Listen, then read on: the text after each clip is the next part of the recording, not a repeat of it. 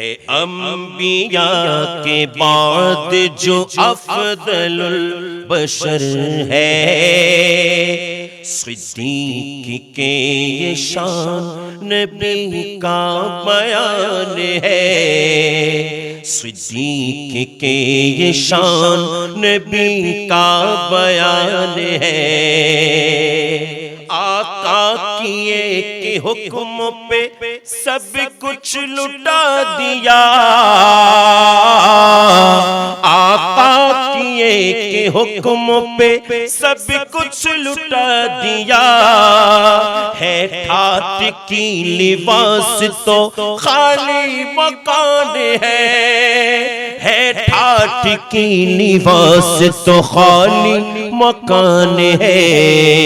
सिद्दीक के ये शान नबी का बयान है, सिद्दीक के ये शान नबी का बयान है। ফলে শুরু তোলার শুভ সংবাদ দি তো বসতে মজা লাগবে কথা হন বসতে মজা লাগবে কারণ আগে যেতে বেতন উনি ফেলেবেন এতে বসতে মজা লাগবে।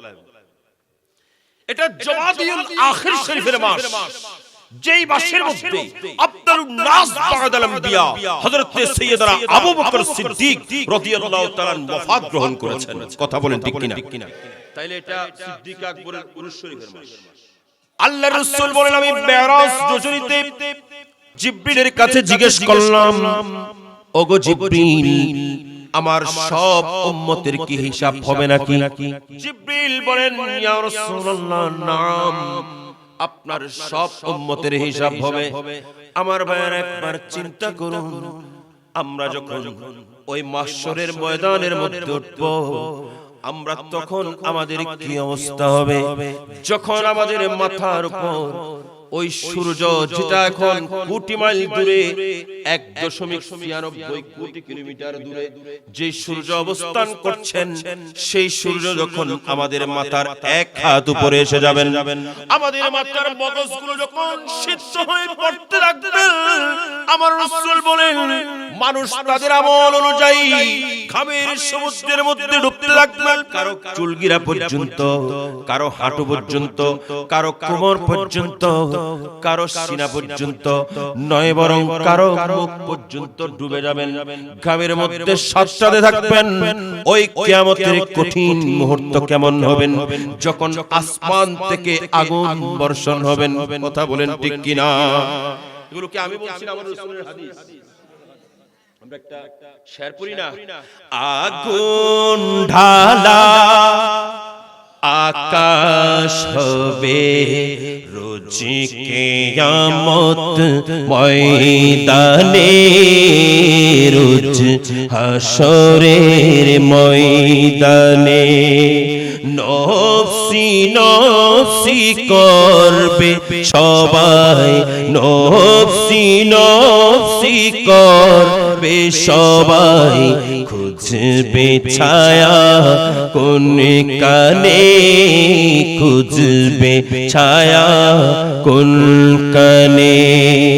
সেদিন তো ছায়া হবে, সেদিন তো ছায়া হবে, তোমার মরু সাহারা গো মদিনা मनोवारा है, ओ गो मदीना मनोवारा, ओ गो मदीना मनोवारा है, ओ गो मदीना। के बोले तुमी मरुभूमि, के बोले तुमी মরুভূমি, কে বলে তুমি সর্বহারা, ও গো মদিনা মনোয়ারা হে, ও গো মদিনা, ও গো মদিনা মনোয়ারা।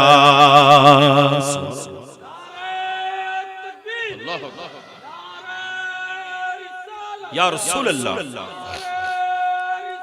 या रसूल अल्लाह। জিন্দাবাদ। মেরাজ রাতে যখন আমার রাসূল জিবরিলকে জিজ্ঞেস করতে লাগলেন, এ জিবরিল, হাল আলা উম্মতি হিসাবুল, আমার উম্মত সবার কি হিসাব হবে নাকি? জিবরিল বলেন, ইয়া রাসূলুল্লাহ, নাম সবার হিসাব হবে। আমার রাসূল চিন্তিত হয়ে গেলেন, গমগিনি পেরেশান হয়ে গেলেন। আমার রাসূলের চেহারায় পাক দেখে সঙ্গে সঙ্গে জিবরিল বলতে লাগলেন, ইয়া রাসূলুল্লাহ, ইয়া হাবিবাল্লাহ, খালা আবু বকর, ইয়া রাসূলুল্লাহ, একজনের হিসাব হবে না, একজনের হিসাব হবে না। সেটা কে?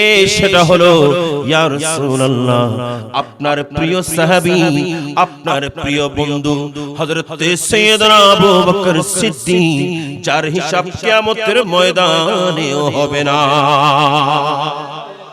আর বড় করে বলেন, যার হিসাব কিয়ামতের ময়দানেও হবে না। সেই মাহশরের ময়দানের মধ্যে যখন আল্লাহর পক্ষ থেকে বলা হবে, ও আবু বকর সিদ্দিক, তোমার কোনো হিসাব নাই, হিসাব নাই, তুমি বেলা হিসাব জান্নাতে চলে যাও, তোমার জন্য কোনো হিসাব নাই।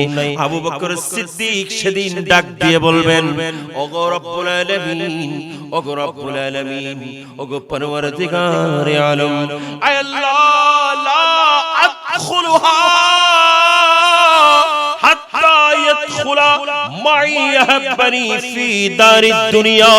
দুনিয়ার মধ্যে যারা আমি আবু বকর সিদ্দিককে মহব্বত করত, দুনিয়ার মধ্যে যারা আমি আবু বকর সিদ্দিকের স্মরণের মধ্যে এই কেশোয়ার জমিনের মধ্যে বসে বসে যারা আমি আবু বকর সিদ্দিকের মাহফিল সাজিয়েছেন, যারা আমি আবু বকর সিদ্দিকের মাহফিলের মধ্যে এই শীতের মৌসুমের মধ্যে বসে পড়েছেন, আল্লাহ পরওয়ারদিগার, আল্লাহ জেনে নাও, জেনে নাও, আমি তুমি আল্লাহর কাছে ফরিয়াদ করতে চাই, আল্লাহ আমি ওই বান্দাগুলো ছাড়া কখনো জান্নাতে প্রবেশ করব না।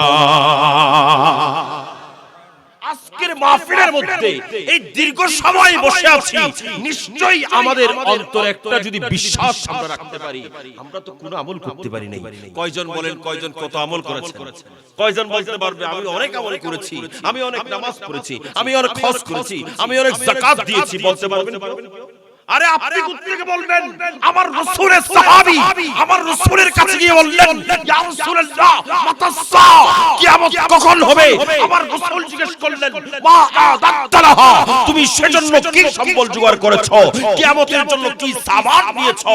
আল্লাহর রাসূলের সাহাবী বলছেন, ইয়া রাসূলুল্লাহ, আমার কাছে কোনো সামান নেই, আমার কাছে কোনো সম্পদ নেই, আমার কাছে নাই নামাজ, আমার কাছে নাই রোজা, আমার কাছে নাই হজ, আমার কাছে নাই যাকাত, আমার কাছে নাই ইবাদত, আমার কাছে নাই সাদকা, আমার কাছে নাই বলতে কিছু নেই, কিন্তু আমার কাছে একটা সম্বল আছে, আমার কাছে একটা সম্বল আমি অন্তরের মধ্যে ধারণ করি, সেটা হলো ইন্নী উহিব্বুল্লাহ ওয়া রাসূলহু, নিশ্চয়ই আমি আল্লাহ এবং তার রাসূলকে ভালোবাসি। আল্লাহু আকবার।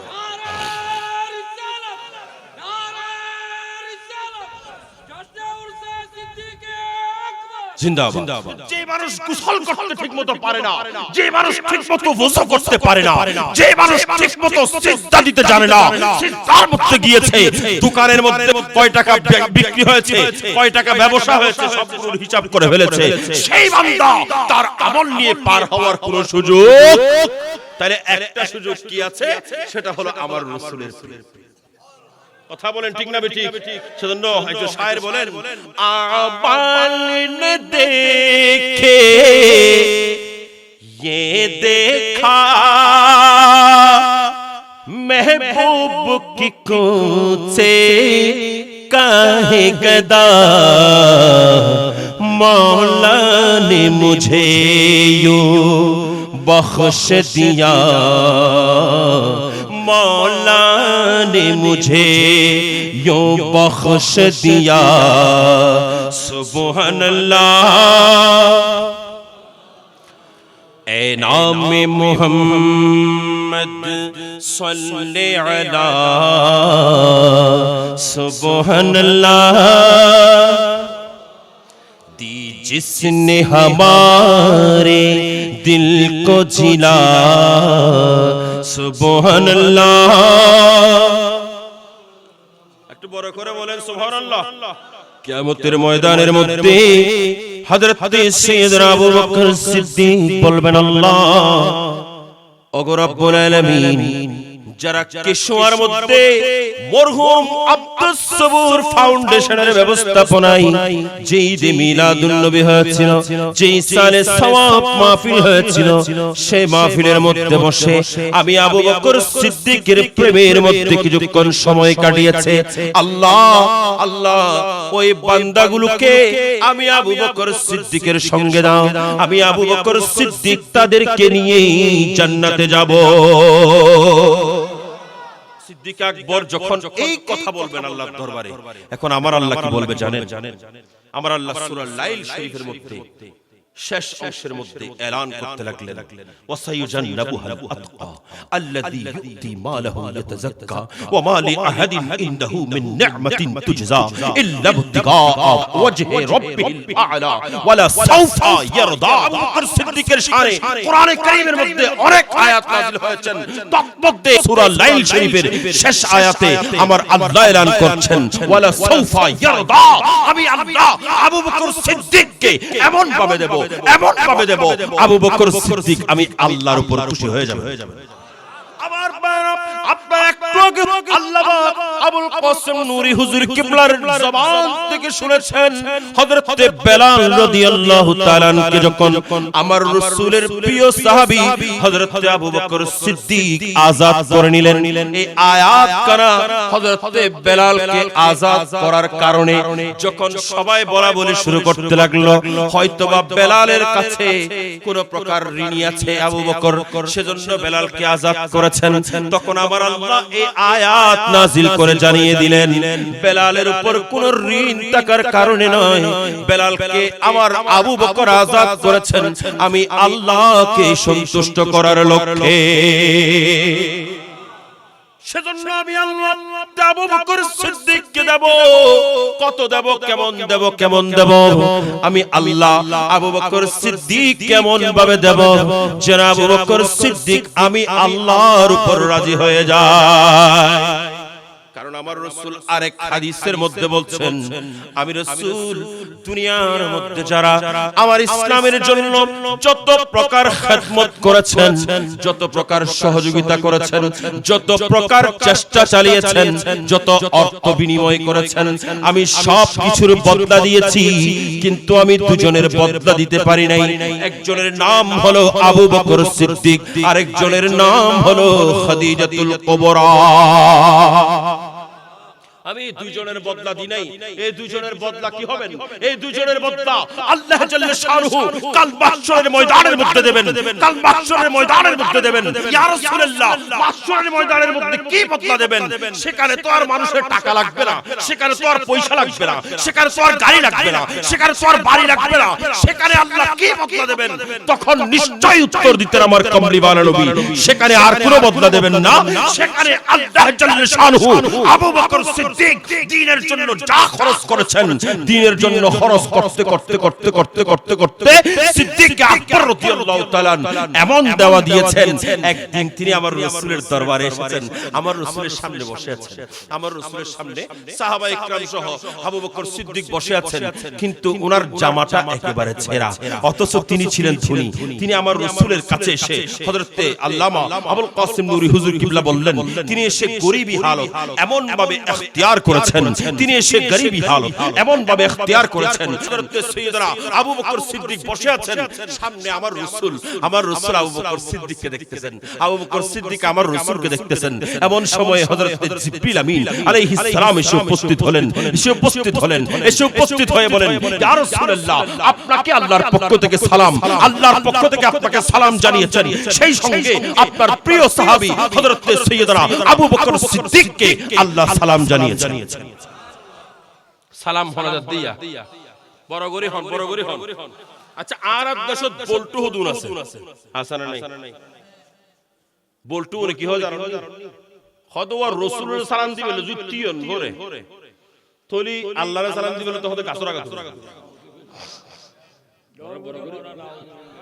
আর বড় গরি আল্লাহর সালাম দিতে হড়ে গাছরা গাছ। আচ্ছা, আল্লাহর সালাম আছে না?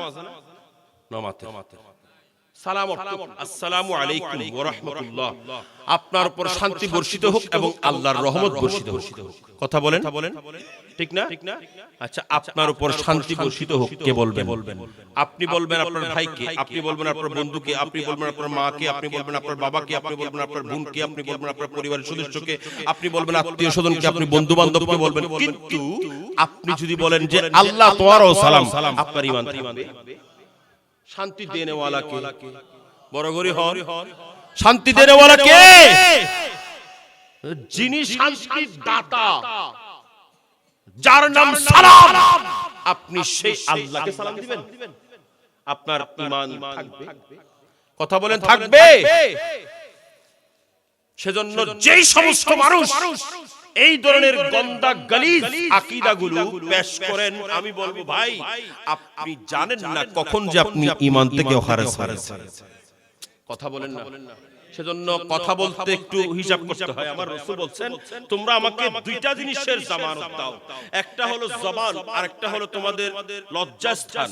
এই দুইটার যদি তোমরা আমাকে সিকিউরিটি দিতে পারো তাহলে আমি তোমাদের জন্য জান্নাতের সার্টিফিকেট দিব, জান্নাতের শুভ সংবাদ দিলাম, আমি তোমাদের জন্য জান্নাত বরাদ্দ করার একটা শুভ সংবাদ দিলাম। তাহলে বলেন তো জবান ঠিক রাখতে হবে তো? কথা বলেন না। জবান সবচেয়ে গুরুত্বপূর্ণ বিষয়। আপনার জবান দিয়ে আপনি এমন কোনো কথা বলতে পারবেন না যে কথার মাধ্যমে আপনি ঈমান থেকে খারিজ হয়ে যাবেন। কথা বলেন ঠিক কিনা? এগুলো আমাদের মনে রাখতে হবে।